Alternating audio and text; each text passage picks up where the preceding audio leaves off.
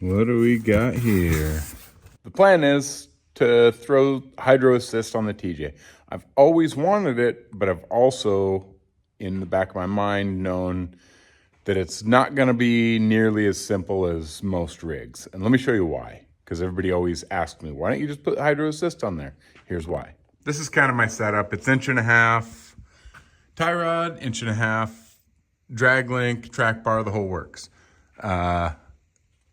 This suspension has enough travel, and I do not want to bump stop it, to where every once in a while, this little nut that I've put in here, because you can't put the actual grease zerd in there, on full compression over a jump or something, it will contact this.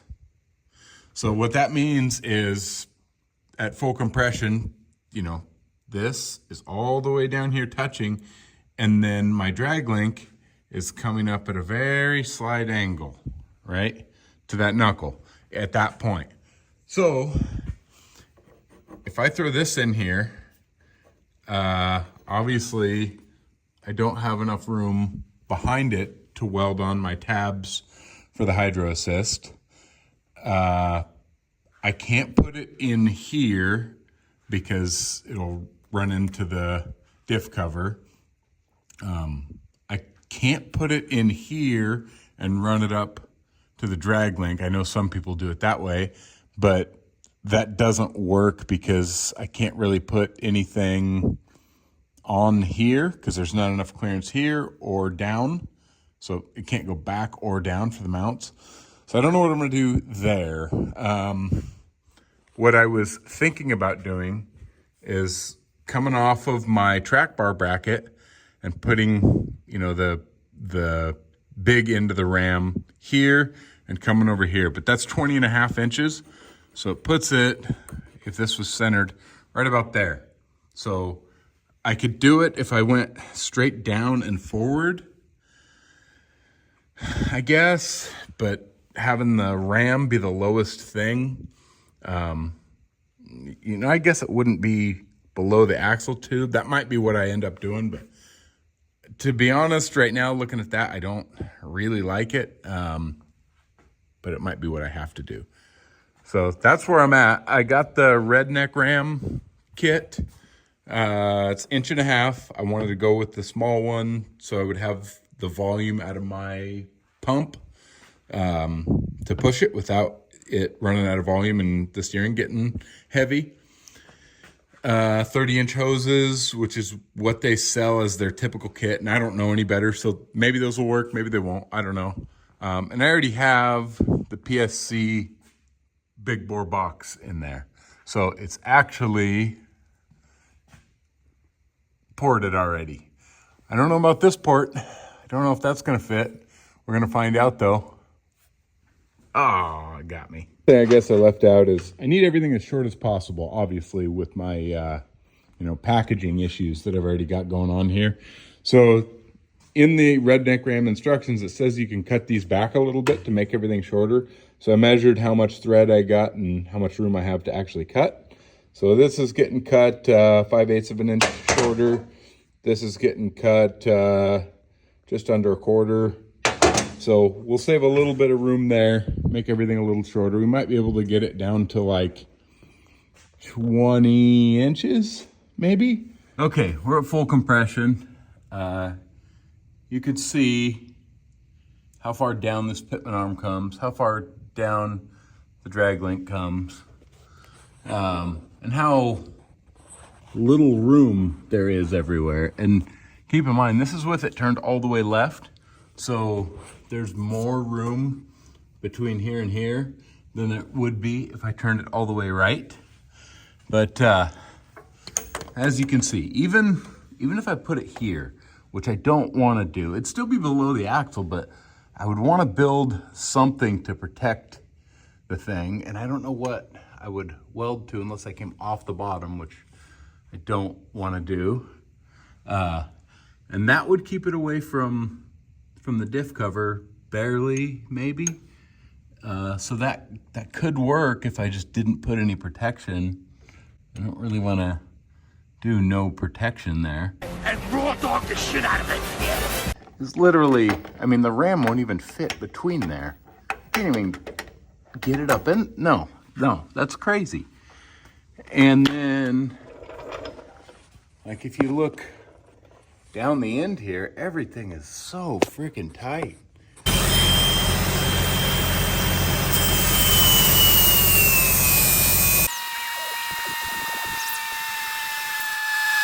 That's a redneck lathe. See how it clears. I stuck a business card in there. Not good enough yet. Can't take it out. You know, sometimes I like to gamble. I just go ahead and lower that thing down without knowing for sure if it cleared. Look at that. Okay, so it's going underneath. It's gonna come off at an angle like that off the tie rod. We're gonna go under the spring perch. Spring goes there, obviously, so it's gonna go like that. I already cut the brackets to where they kind of sit to where it's up as high as it can be, and things are tight. I had to notch that just to fit a hose, and I don't have a whole lot of room in here. It's gonna clear the spring, but not by much. Here's the real test. I'll steer it and see what it does.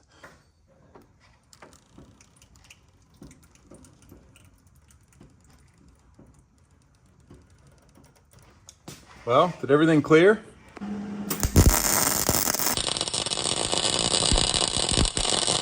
Got the brackets welded on. I know my welds aren't the prettiest, but they'll hold, guaranteed. And then I got the track bar mount where it overhung a little bit, ground out enough for clearance for the hose. And then I trimmed the spring perch a little bit so it wouldn't contact that. Then I cut off the bottom of what I believe was the old track bar bracket, just because this is where my skid plate's gonna come out.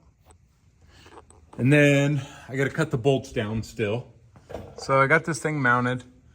This is kind of how it's gonna sit in here with that hose running up there. I don't know what I'm gonna do with that hose yet.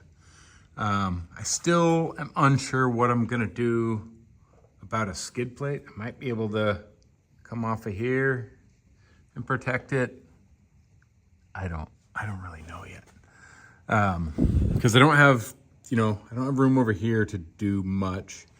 I can't really do a tube very easy. And a plate is also gonna be tough. So it looks really low right now, but keep in mind, I'm radius arm, so we're full droop. So the axle's rotated forward quite a bit. No more GoPro, I'll just call it what it is, crap. They would bug out, stop working right when you started filming. Too hot, too cold, even in the shop at 45, 50 degrees sometimes. So you'll still see me using all kinds of GoPro mounting accessories because they use the same, but hopefully no more issues. Okay, hopefully the audio is good on this. I don't know yet. I'm also planning on getting some mics at some point. So here's where we're at. I got the lines mounted and routed. It looks like there's a ton of clearance here, but when you turn passenger, because of the acronym of this thing, then the tie rod gets much closer at full passenger steering to this. So it's very tight still. It's got about that much clearance. I think the hoses are gonna work. I ordered some weld-on tabs to put this behind because remember, we only got a business card worth of clearance between the crank pulley and the track bar at full stuff. Yeah, I got the hoses hooked up. There's no fluid in it yet. I hope I got them hooked up right. I read something on PSC's website saying that that's how you hook it up per the, for the big bore box for a TJ. And I'm going to tighten everything down and fill it with fluid and make sure I got it hooked up the right way. Look how close that is. Holy crap. It's like maybe a 1/16, not even. Huh. But yeah, we're almost there. Then I got to figure out a skid plate. As you can see, you know, honestly, that's probably higher than where the factory tie rod if I was not high steer. All right, we're gonna set it down full stuff and see what everything looks like. Make sure everything clears.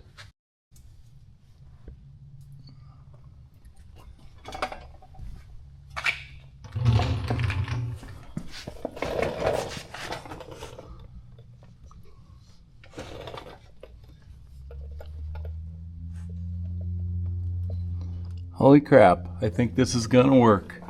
Now, I guess, time to figure out, make sure I got the ram hooked up in the correct orientation, or I should say the hoses hooked up in the correct orientation by filling it with fluid and steering it with the end of the ram unhooked.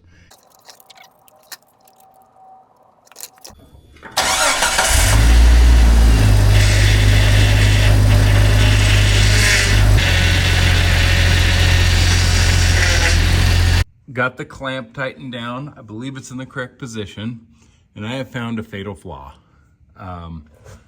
So they give you these 90s. So you got a 90 there, and then a 90 built into the hose up there. So basically your only option, you know, obviously I'm not coming straight up off this, and I can't come straight out of that. I just wouldn't have enough room. So your only option's 90 with the stuff they give you. I put the hoses on, and then as I steer, the pitman arm gets into this. And, you know, obviously I haven't driven this thing. I've just steered it back and forth to get the air out. And like it's already, let's see if I can get it over here. It's already getting into the hose. So I gotta fix that. I think the upper one will be okay as long, I was getting into it just a little tiny bit right there. But I think if I keep it up tight, then that one will be okay. But I think I got to get a 45 for that, so it comes out in front of the radiator. Tie rod's still making contact with that nut, and up here where I have it painted white, I need to grind some of that out, and then it'll allow a little more rotation before that hits. I got clearance now there. And it might not look like it, but I do have, I think I have clearance there. It's very, very tight. But anyway, my new problem is down there. Edge of the ram comes into contact with the bracket. So I gotta grind some out of the bracket, which means taking the ram off. I'm not stoked on that. And when I was steering it back and forth, because I had the reservoir super full, trying to get all the air bubbles out, apparently I didn't lose as much fluid as I thought. I made a huge mess. I officially, after all that grinding, I have clearance on the bottom. Looks like it may still be touching just a tiny bit on the top, but the hose isn't. I have clearance there, and I have clearance there. So I can actually take the cylinder and rock it back and forth a little bit, meaning the hoses aren't forced into anything. And then I got my 45 on there, on the box. Do hydro assist, it'll be easy. I'm looking at you. Jeff said something about that. I think Andrew said it. Nathan said it. It's not easy on this TJ with this amount of suspension travel with this axle.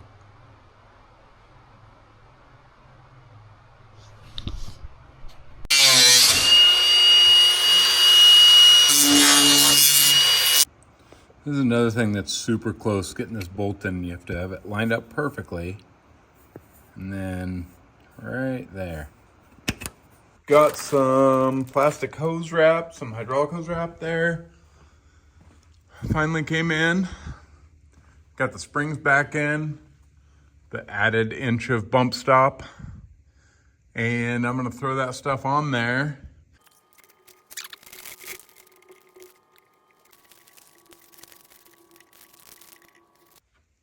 All right, got those things on there. They turned out really good. They take kind of a lot of time. Feels like you're giving the hose an Indian burn for a really long time.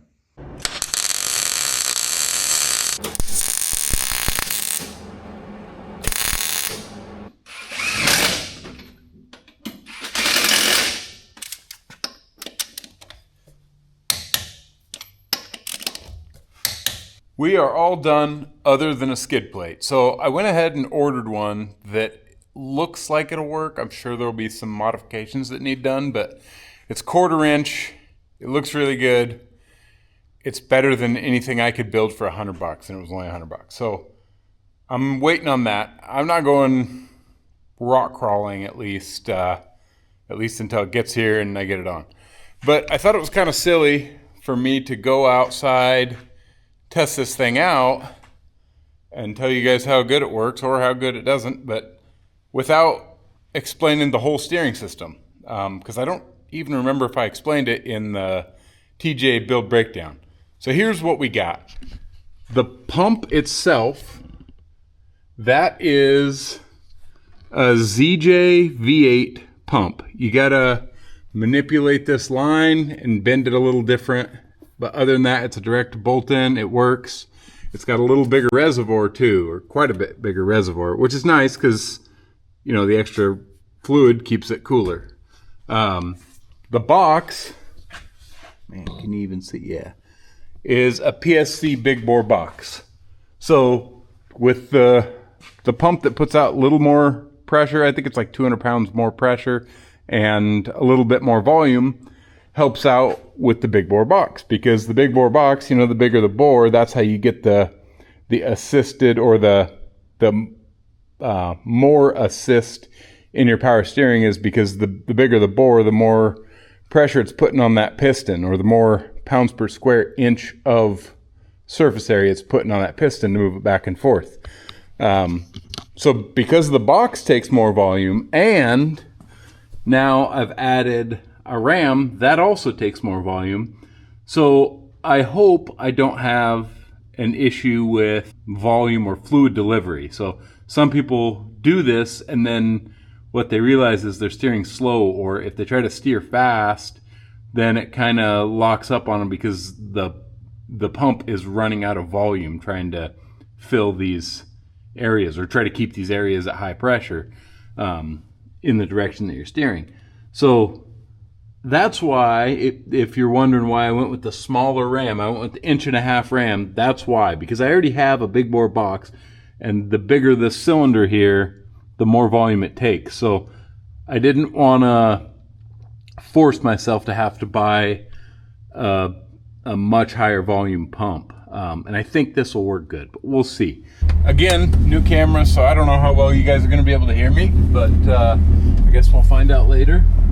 Backing out of the shop, have not felt the steering yet. I checked the tires, just so I'm totally honest with you guys, they're a little low. They're at 15 psi. Okay, so we're sitting on the gravel, and I can one finger it, but it's a little tough. I would say it's definitely easier, but I don't know by how much. Doesn't feel like a whole lot. Okay, we're doing about 30. Let's see what happens. Yeah, you can feel the volume a little bit if you whip it back and forth. It's only if you whip it back and then forth real quick. This is a Hydro Assist skid plate made from these guys, Iron Man 4x4 Fab. It's all 1/4 inch, and I think it's gonna fit on there with a little bit of trimming to possibly these two guys. The round part is not big enough diameter. As you can see, it's gonna need a little massaging.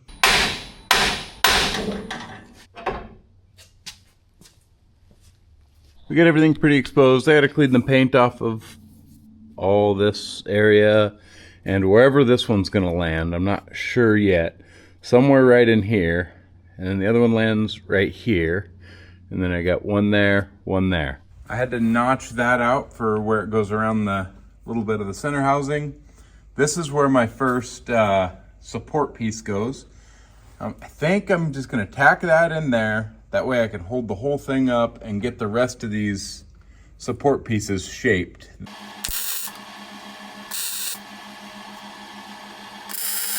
All right, will it fit? Can I even do this with one hand holding the camera? Ooh.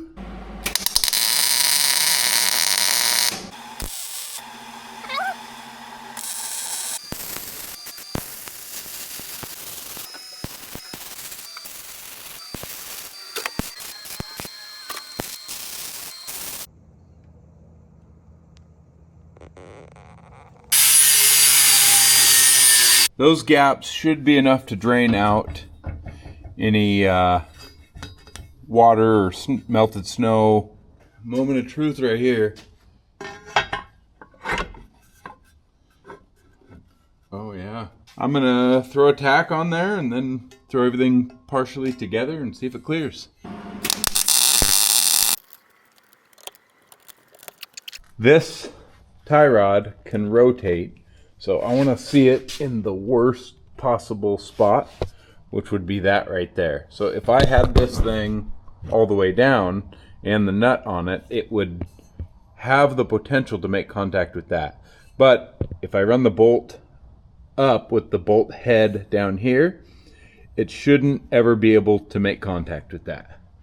So I have to steer it to where that is over here, run the bolt up, and then put it in. But the good news is everything's clearing. Yes, it's tight, but everything's clearing. And I think I can weld this thing out.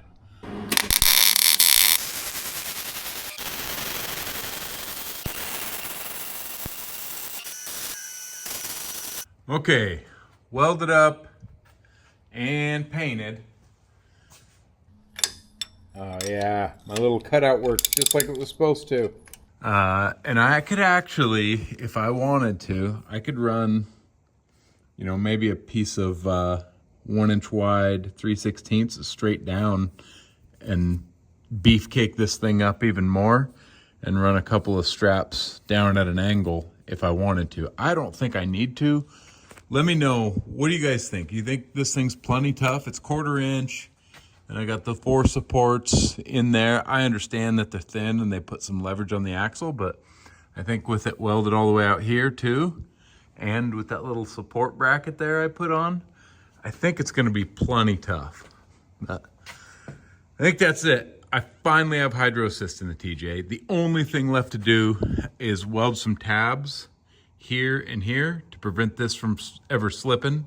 So I'm just gonna weld a little square piece of steel on either side so that thing can't slip, but then if I need to adjust the toe, I can still loosen this up and rotate the tie rod. I'm probably gonna wait a little while to do that and make damn sure that this is in the right location before I do that. You know, maybe do a snow run or two first and then try it. But yeah. It was a royal pain putting hydro assist in here. You can see the clearances are so freaking tight. I mean, that's barely a business card. At full lock passenger, this has, you know, maybe a 1/16. This is extremely tight. It was just everything. And that's with a bunch of grinding here, a bunch of grinding behind this hose, adding 1 inch of bump stop. I had to cut this. Like, I had to do a lot to make hydro assist work on my specific setup, mainly because I don't want to run a bunch of bump stop and I'm running full 14-inch travel shocks. So I got it, it's there. And again, I have the PSC big bore box, so it's got plenty of strength or it steers easy enough, I guess I should say. I know you guys always comment on my pump whining, and it does, but that's just because it's it's putting out a little higher pressure than the stock pump, and when it goes into bypass, it's loud, and this thing steers really easy already. But the main reason I added hydro assist is after watching Matt break that JL Pitman arm, and then having the little baby TJ one that's probably a quarter of the size, I got a little scared because we're on the same size tire and I don't want to break a Pitman arm. So that's added assurance with the addition of a little more assist. So I'm happy with it. Or I should say I'm happy with how it turned out. We'll see once I start wheeling it and see if I really notice a big difference and love it or don't really care or what. But thanks for watching. Till the next time you see me, this thing's gonna be in the snow for sure. Oh yeah, good catch if you caught that earlier. I forgot to put that nut and cotter pin in. Luckily I figured it out when I was torquing the wheels, but if you guys seen it in the video and were thinking he's gonna forget that, you're right, I did.